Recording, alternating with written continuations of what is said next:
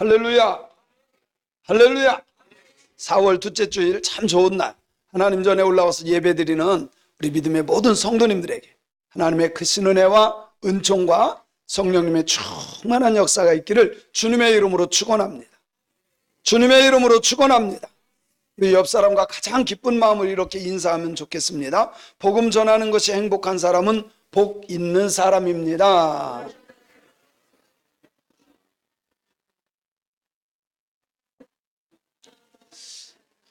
복음 전하는 것이 행복한 사람 되었으면 좋겠습니다. 다시 한번 더 기쁜 마음을 이렇게 말씀하면 인사를 나누면 좋겠습니다. 복음을 전하는 것이 주님을 사랑하는 것입니다.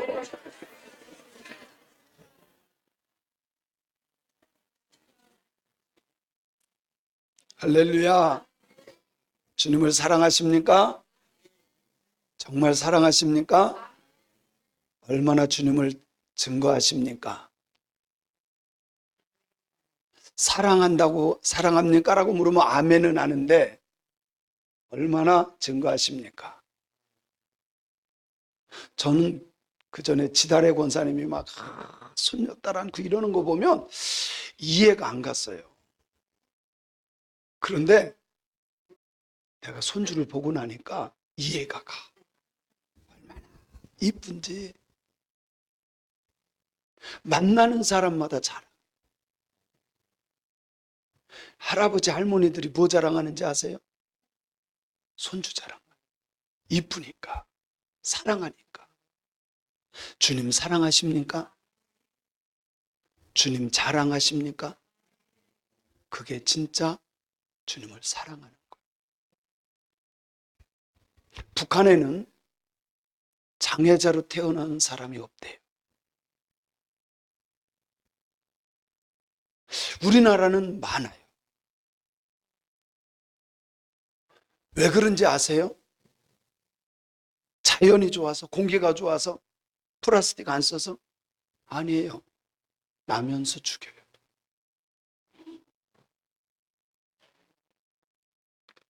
장애가 보이면 죽인다 그래요. 통일부 보고서에 보면 2017년에 평양 거주 장애인들을 지방으로 보내라고는 당국의 지시가 있었다 그래요. 그래서 양강도에 있는 마을이 있는데 난쟁이 막 심지어 키 작은 것도 다 끌어모다가 제한구역으로 만들어 놓고 다른 사람들 보지도 못하고. 장애자끼리 이제 어른이 돼서 장애되는 경우도 있잖아요.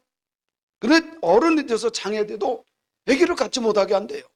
심지어는 장애인들이 아기를 가질 수도 있잖아요. 그러면 강제 불임 수술시켜버립니다.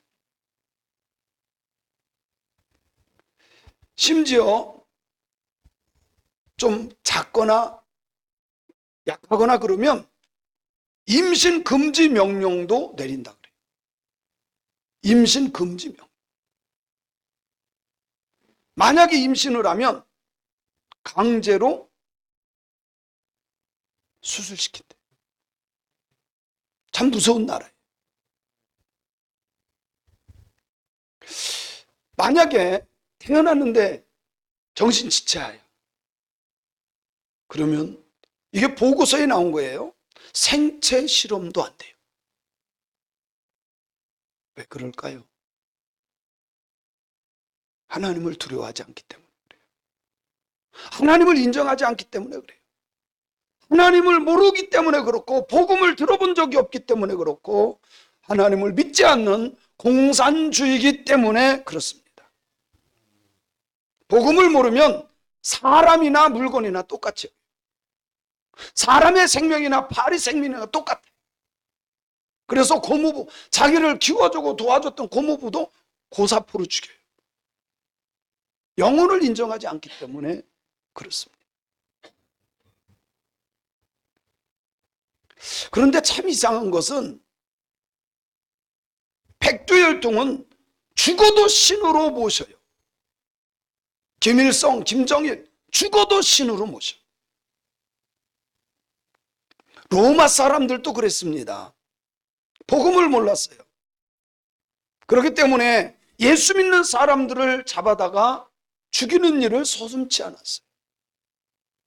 한 영혼의 생명이 귀중한 것을 몰랐기 때문에 원형 경기장에다가 풀어놓습니다. 그리고 굶주린 사자를 풀어놔서 사자의 밥이 되게 합니다. 사람들이 사자에게 잡혀 먹는 것을 보며 희열을 느끼고 서로 살기 위해서 도망다니고 살기 위해서 싸우는 것을 보고 그들은 즐거워했습니다. 하나님의 창조 계획을 모르는 것이 문제입니다. 하나님께서 사람들을 만들어 놓고 보시기에 좋았더라라고 했는데 마귀의 말에 속아서 자기의 뜻대로 사람의 생각대로 하나님을 인정하지 않고 사는 삶이 가장 큰 문제라는 겁니다. 그러나 하나님의 마음을 아는 사람들, 하나님의 뜻을 아는 사람들은 하나님의 말씀을 지키기 위해 생명을 소중히 여기고 영혼을 천하보다 귀한 것으로 여기는 줄로 믿습니다. 하나님의 창조 계획을 아는 사람은 생육하고 번성하여 땅에 충만하게 살아간다는 겁니다. 참 제가 마음 아픈 것들이 있어요. 요즘에 친구 목사님들도 만나고 선후배 목사님들을 만납니다. 그런데 자녀들이 결혼을 안 한다 그러대. 못하는 거는 괜찮지만 안 하는 건 문제가 돼요. 무슨 말인지 알죠? 못하는 건 있을 수 있는 일이야. 그런데 안 하는 것은 심각합니다. 이건 저주입니다. 지금 서울의 출산율이 0.5%예요. 불과 몇 년만 지나면 망합니다. 지금요, 유치원을 양로원으로 바꿉니다. 결혼식장이 장례식장으로 바뀌어요. 우리나라 일입니다. 지금 한 6년 정도 0.7명이에요. 서울은 0.5명이에요. 이거는요, 그냥 그런 생각을 갖는 것이 아니라 저주라고 저는 생각해요. 하나님의 마음을 안다면 한 영혼이 귀한 것을 깨닫고 천하보다 귀한 영혼 전도해서 살려내기도 하고 예수 믿는 사람들이 예수 믿는 자녀를 또 낳아야 돼요.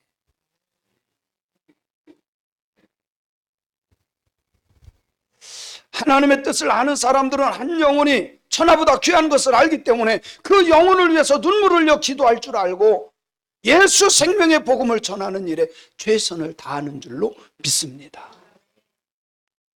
오늘 본문 말씀이 바로 그런 이야기들이에요. 사도 바울 목사님은 정말 복음 전하기를 원했어요. 어디에서? 로마에 가서. 로마에 가서 예수 그리스도의 복음, 생명의 복음을 전하기를 원했는데 그 길이 막힌 거예요.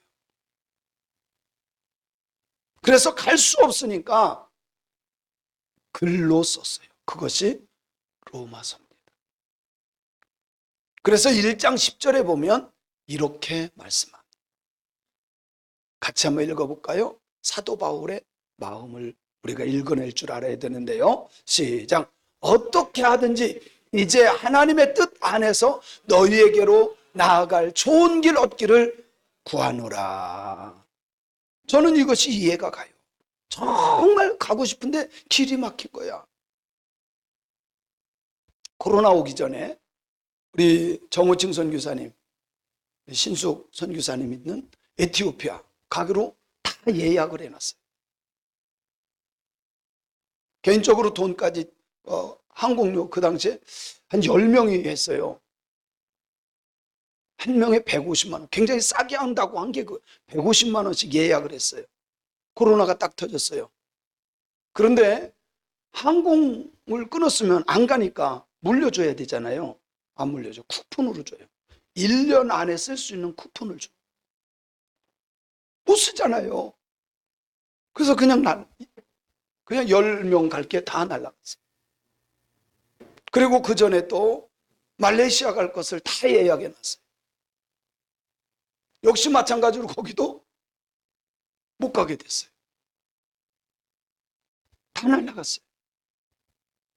저는 이게 이해가 가. 사도 바울이 그렇게 복음 전하러 가고 싶은데 길이 막힌 것, 얼마나 마음이 아팠었을까.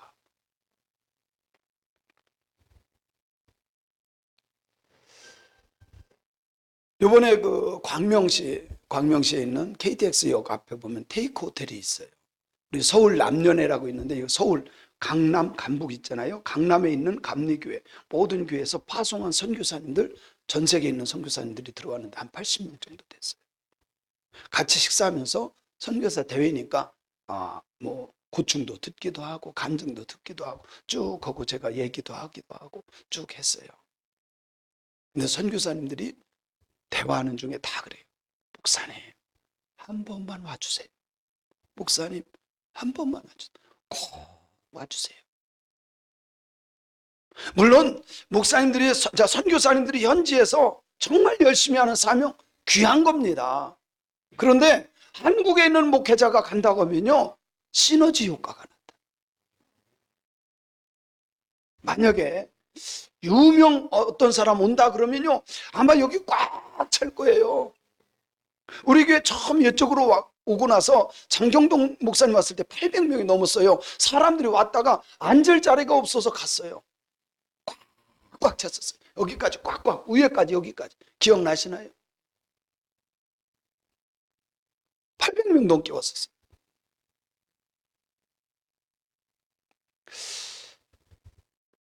김영진 선교사님이 그런 글을 SNS에 한번 올린 적이 있어요. 수단, 남수단에 있었는데, 남수단은 참 전 세계적으로 북한하고 비슷하게 가난한 나라예요. 정말 가난한 나라. 거기에 복음 전하러 들어갔어요. 근데 전쟁이 일어났어요. 저도 수단 사람 가서 봤는데요, 치아하고 눈만 하얗고 나머지는 다 까매. 깜깜해. 근데 그때 아들하고 딸을 낳았을 때인데, 그 아이들이 딱 태어났을 때 애들 보라고 하면 다 온대. 한국 아이들 보라고 하면 다 온대. 근데 이것이요, 우리나라에서도 실제로 있었어요. 미국의 선교사님들이 처음 우리나라 왔을 때 파란 눈의 아이가 태어나면 우리 아기가 똑같을까? 그래서요, 애기 보라고 보면 사람들이, 동네 사람들이 다 온대. 그때 전도했다 그래요. 김성규 교사님도 그렇게 했다 그러더라고요. 마찬가지로 한국에 있는 목사님이 온다고 하면 동네 사람들이 다 모일 수 있어요. 그러면 또 같이 기도해주고 말씀 전할 수 있고 시너지 효과가 나타난다는 거죠. 제가 땅끝까지 이르러 234개국의 복음을 전하는데 나아갈 수 있도록 우리 성도님들이 기도해 주시기를 부탁드립니다. 방문 목적에 대해서 11절부터 13절에서 말씀하고 있어요. 먼저 11절을 같이 읽어보겠습니다. 시작. 내가 너희 보기를 간절히 원하는 것은 어떤 신령한 은사를 너에게 나누어 주어 너희를 견고하게 하려 함이다. 이렇게 말씀해요. 자, 내가 너희 보기를 간절히 원하는, 내가 로마 가는 거 너희들 알잖아. 간절히 원하는데 왜 가려고 하느냐? 신령한 은사를 너에게 나누어 주어 너희를 견고하게 하려 한다. 신령한 은사가 뭐예요? 생명의 말씀을 말하는 거예요. 아멘. 생명의 말씀을 들을 때 우리의 믿음이 단단해지는 줄로 믿습니다. 사실 우리 교회 코로나 때문에 많은 사람들이 떨어진 것도 사실이에요. 근데 가만히 보면 우리 교회 온 지 얼마 안 된 사람들, 말씀에 기초가 없는 사람들은 흐물흐물 다 떨어지더라고. 근데 우리 성도님들은 그래도 끝까지 어렵고 힘든 과정이었지만 끝까지 믿음으로 모이고 믿음을 지켰잖아요. 아멘. 사도 바울이 로마에 가려고 했던 이유는 은사, 하나님의 말씀을 너희에게 나누어 주어서 너희로 하여금 견고한 신앙을 세우기 위해서 가려고 했다라고 말씀하고 있습니다. 12절에 보면 또 이렇게 말씀하고 있습니다. 시작. 이는 곧 내가 너희 가운데 에서 너희와 나의 믿음으로 말미암아 피차 안위함을 얻으려 함이라. 나의 믿음으로 말미암아 피차 안위함을 얻게 하려 합니다. 그렇게 말씀합니다. 이것이 믿음의 시너지 효과라고 하는 거예요. 선교하다 보면 어려운 일 만납니다. 힘든 일 매일 만날 수 있습니다. 그러면 선교사님들도 낙심할 수 있고 절망할 수 있어요. 그런데 어떤 믿음의 사람이 와가지고 같이 그래도 힘을 냅시다, 하나님이 도와주실 겁니다, 같이 기도하면서 간증할 때 그분들이 다시 힘을 얻어요. 전 그런 걸 굉장히 많이 봤어요. 정말 다 포기하려고 하다가 저를 만나서, 목사님, 제가 처음 사명받을 때 그 사랑을 다시 회복했습니다. 감사합니다. 돌아가서 열심히 하겠습니다. 사도 바울이 그랬던 거예요. 로마에 있었던 흩어져 있는 신앙인들, 그 사람들을 만나서 믿음의 은사를 나눠주고 생명의 말씀을 나눠주고 내 믿음의 간증을 함으로 말미암아 서로 믿음이 견고히 세워져 가는 것을 나누기를 원했다는 거죠. 뿐만 아니라 13절에 보면 이렇게 말씀하고 있어요. 같이 읽어봅니다. 시작.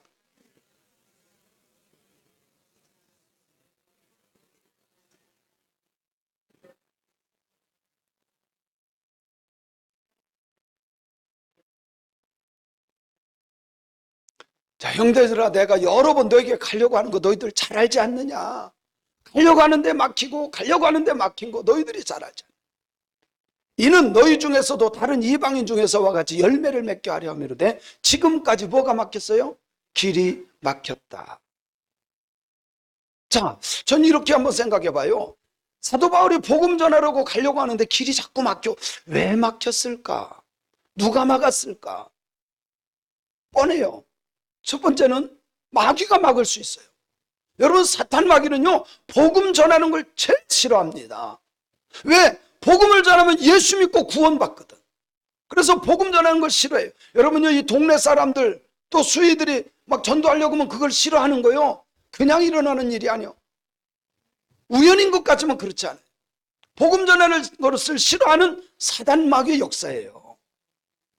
사탄은요, 복음이 증거되고 예수를 믿어 구원받는 것을 제일 싫어해요. 두 번째, 왜 막혔을까? 하나님의 때가 아닐 때 하나님은 막으셔요. 저도요, 처음에 교회를 개척하고 싶었는데 너무너무 하고 싶었어요.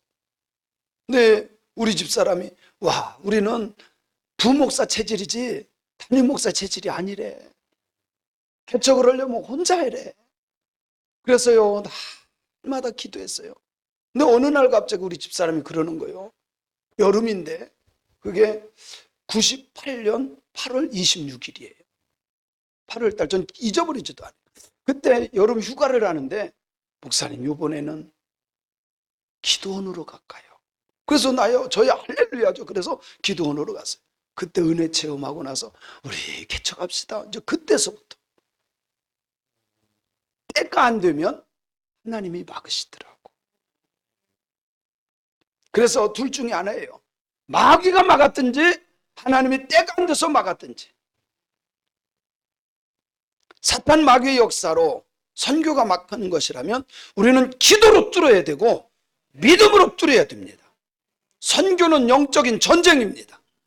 선교는 하나님의 나라를 확장해 나가는 아름다운 일입니다. 우리 교회는 선교의 전투적인 교회입니다. 할렐루야. 우리 교회 성도님들은 온 성도님들이 똘똘 뭉쳐서 땅끝까지 이르러 복음 증거하는 일에 협력하는 협력자들이에요. 부산에 있는 목사님이 간증한 거 아마 여러분들도 들었을 거예요. 몇 명 안 되는 교회를 간 거예요. 부산에 있는. 그래서 처음 부임해서 가니까 남선교회가 있더래. 근데 이 남선교회가 1년에 딱 한 번 행사를 하는데 그 행사가 뭐냐? 개 잡아먹는 거예요. 1년에 한 번 딱 한 번 하는 행사가 개 잡아. 그래가지고 선교회를 없앴대. 그리고 다 전도회대로 바꾼 거예요. 우리 교회는 그렇지 않잖아요. 우리 선교회, 남선교회, 여선교회 모여서 뭐를 해요? 선교하잖아. 여기 주보 뒤에 보면 1남선교회, 2남선교회, 3여선교회 이렇게 해서 쭉 해가지고 어디 한다. 여러분이 선교회 이렇게 회비를 내는 거 그거 가지고 뭐를 해요? 선교하는 거. 여러분이 선교사를 돕는 일꾼들입니다. 아름다운 일이에요. 하나님도 기뻐할 일이고 천사도 부러워할 일인 줄로 믿습니다. 그렇다고 한다면 어떤 마음을 가지고 우리가 복음을 전하는 사람이 되어야 되느냐? 14절에 보면 이렇게 말씀해요. 같이 한번 읽어볼게요. 시작.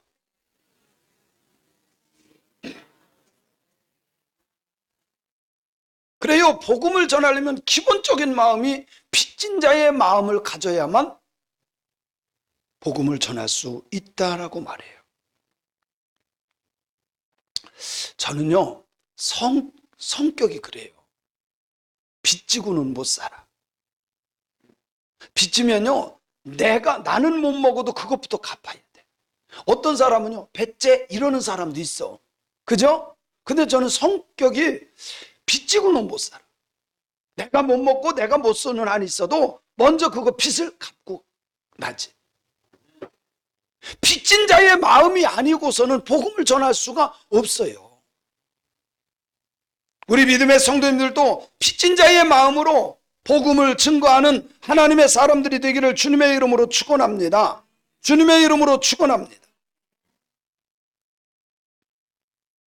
많은 선교사님들이 알지도 못하는 땅, 알지도 못하는 사람들을 만나서 가장 소중한 영혼을 구원하는 생명의 복음을 전할 수 있었던 것은 빚진 자의 마음을 갖고 있었기 때문에 복음을 전할 수 있었던 겁니다.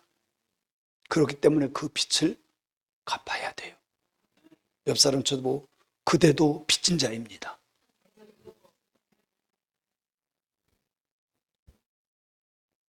우리는 복음의 빚진 자예요.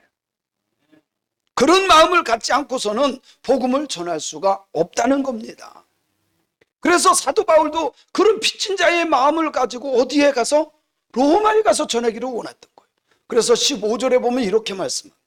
시작. 그러므로 나는 할 수 있는 대로 로마에 있는 너희에게도 복음 전하기를 원하노라. 아멘. 제가 올해도 선교지 가는 곳에 이렇게 선교제 가서 하는 계획이 여러 나라로 계획되어 있어요. 저는 1년 전에 이것을 계획하고 사람들을 모으고 그 선교를 하려고 그래요. 아프리카 지금 3개국에서 4개국 정도 되고요. 동남아시아. 내일부터 또 대만 가서 복음도 전하고. 전화가 왔어요. 아는 목사님한테. 제가 간다는 거 알고. 목사님, 대만 지진 나서 여러 명 죽었대요. 그거 위험해요. 제가 그랬죠. 그러니까 가는 겁니다. 다 싫어도 복음의 사람은 가야 돼. 여러분이 저 신앙 알잖아요. 사스 왔을 때, 필리핀 간다고 했을 때 많은 사람 못 갔어요. 그래도 그러니까 가야지. 다른 사람 안 가도 우리는 해야 돼요. 할렐루야. 우리는 빚진 자이기 때문에 찾아가서 복음을 전하는 그런 사람들이 되어야 할 줄로 믿습니다. 복음에 확신한 사람들은 바울의 마음을 가지고 신앙생활을 하게 됩니다. 복음이 가슴에서 불타올라야 돼요. 그래야 복음을 전할 수 있다는 겁니다. 그러면 어떤 자세로 우리가 복음을 전해야 되느냐? 16절에 보면 여러 가지로 표현되어 있어요. 한번 읽어볼게요. 시작. 내가 복음을 부끄러워하지 아니하노니 이 복음은 모든 믿는 자에게 구원을 주시는 하나님의 능력이 됨이라. 먼저는 유대인에게요, 그리고 헬라인에게다. 이렇게 말해요. 여러분, 복음을 전하려면 부끄러워하면 복음을 전할 수가 없어요. 제가 대학교 갔을 때 제 마음에 부모님한테 돈을 받아다가 용돈 쓴다는 게 참 마음에 걸렸어요. 시골에서 대학생 하나 키우는 게 얼마나 힘든지 몰라요. 오죽했으면 저희 어머니가 그랬겠어요. 아우, 저 돈 잡아먹는 귀신 온다. 제가 한 달에 한 번 가요. 집에 가면 저쪽에서 제 동생 보고 그랬대요. 아유, 저 돈 잡아먹는 귀신 온다. 전 몰랐죠, 뭐.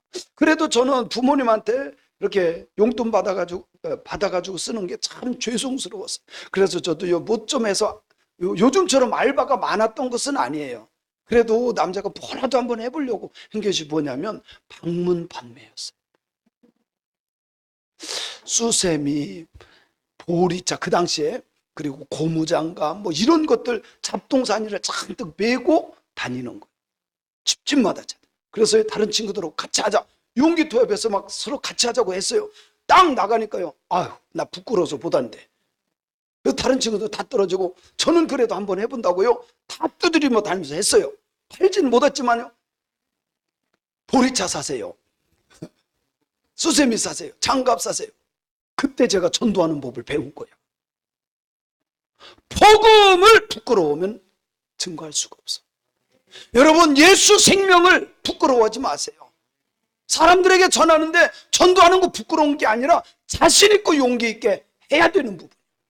그래야 그 영혼이 구원받을 수 있고 내가 하나님 앞에 갔을 때 상급이 될 수 있다는 걸 믿으시기 바랍니다. 복음을 부끄러워한다면 주님 앞에 섰을 때 주님도 나를 보면서 모르는데 그렇게 할 수 있어요. 제가 보니까 장사 잘하는 사람들이 있죠. 이 사람들의 특징이 있어요. 철면피야. 부끄러워하지 않아. 철면피야. 저기 남대문 혹시 가보셨나요? 아줌마도 막 뭐라 그래요? 골라. 우리 권사님 한번 해보실래요? 부끄러워서 못하는 사람 많아요. 다른 데 그만두고 이 앞에 가가지고 한번 해보세요. 이 쉽지 않아요. 그런데 그런 사람이 잘 파는 것처럼 복음도 마찬가지입니다. 복음 전하는데 부끄러워하면 절대로 복음을 증거할 수가 없어요. 우리는 구원받은 자요, 하나님의 나라 생명을 얻은 자요. 그렇기 때문에 부끄러워하지 말고 당당하게 전하는 자가 돼야 돼요. 용기 있게 전하는 자가 돼야 돼요. 두 번째는 복음의 능력을 믿어야 돼요. 어떤 사람은 전국의 맛집을 다 알더라고. 어떻게 그렇게 잘해? 전국의 맛집을 다 알아. 그 사람 따라가면 맛있는 거 먹을 수는 있어요. 그러나 천국 갈 수는 없어요. 어떤 사람은 싼 데는 다 알아. 옷 싼데, 뭐 먹는 거 싼데, 음식 싼데, 전자제품 싼데, 싼 데는 다 알아.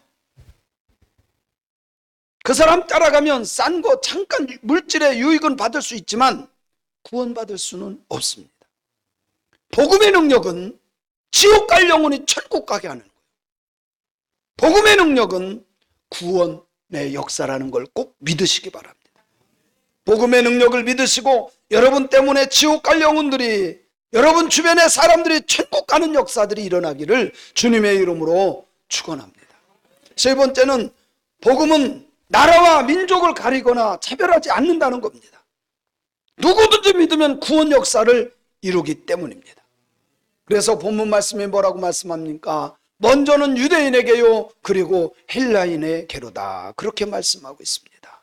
이 말씀은 누구든지 복음을 듣고 믿으면 구원받을 수 있다는 거예요. 배운 사람이든 못 배운 사람이든, 건강한 사람이든 병든 사람이든, 부자든 가난한 사람이든 상관하지 않고 하나님 예수 그리스도를 믿기만 하면 구원받는다는 거예요. 우리 한번 따라합시다. 복음은 국경이 없다. 복음은 국경이 없어요. 배운 사람도 상관없고 못 배운 사람도 상관없고, 부자든 가난한 사람든 있든 없든 상관없습니다. 우리 그런 마음을 가지고 차별하지 말고 복음의 증인들이 되시기를 주님의 이름으로 축원합니다. 네 번째는 복음을 들으면 믿음으로 살아가는 역사가 나타난다는 거예요. 참 신기해요. 복음을 들으면 믿음의 사람이 된다는 거예요. 17절 말씀해 보면 이렇게 말씀합니다. 복음에는 하나님의 의가 나타나서 믿음으로 믿음에 이르게 하나니 기록된 바 오직 의인은 믿음으로 살리라 함과 같으니라. 우리는 복음을 듣고 믿음으로 살아가는 신앙인들입니다. 여러분, 사람들이요 착하게 사는 것이 의로운 것으로 생각하는데 아니에요. 예수 믿는 것이 의로운 거예요. 하나님을 믿는 그 믿음이 의로운 것인 줄로 믿습니다. 그 사람이 구원받을 수 있고 그 사람이 하나님의 기쁨이 될 수 있어요. 믿음의 사람은, 오직 의인은 믿음으로 살아가게 되는 겁니다. 사랑하는 성도 여러분, 복음을 전하는데 부끄러워하는 마음 버리시기 바랍니다. 복음을 전하지 않으려는 나태한 마음도 버려야 됩니다. 아리마대 사람 요셉과 니고데모 같이 남에게 드러내지 않게 믿는 용기 없는 신앙도 버려야 돼요. 우리 믿음의 사람들은 복음을 전하기 원하는 신앙인들이 되어야 합니다. 복음 전하는데 돕고 협력하는 믿음의 사람들이 되어야 합니다. 내가 가서 하지 못해도 선교사님을 후원하는 신앙인도 되어야 합니다. 복음 전하는 것이 최고인 줄 믿는 신앙인, 이런 신앙인이 주님의 기쁨이 될 수 있음을 믿습니다. 사랑하는 성도 여러분, 여러분 무엇 하기를 원하십니까? 성공하기를 원하기도 하고, 사업하기를 원하기도 하고, 건강하기 원하기도 하고. 사도 바울은 복음 전하기를 원한다고 고백하고 있습니다. 복음 전하기를 원하십니까? 그런 마음이 없다면 회개해야 됩니다. 정말 하나님, 나에게도 복음 전하는 그런 마음을 갖게 하옵소서라고 기도해야 됩니다. 처음부터 불붙은 사람은 없어요. 처음부터 복음 잘 전하는 사람도 없습니다. 그러나 복음을 듣고 성령 받으면 주님을 자랑하게 돼 있어요. 복음을 증거할 수밖에 없습니다. 오늘 이 시간 이 말씀을 듣는 순간부터 하나님께서 여러분의 마음을 움직이고 감동시킴으로 성령 충만받아 복음의 증인들이 되시기를 주님의 이름으로 축원합니다. 주님의 이름으로 축원합니다.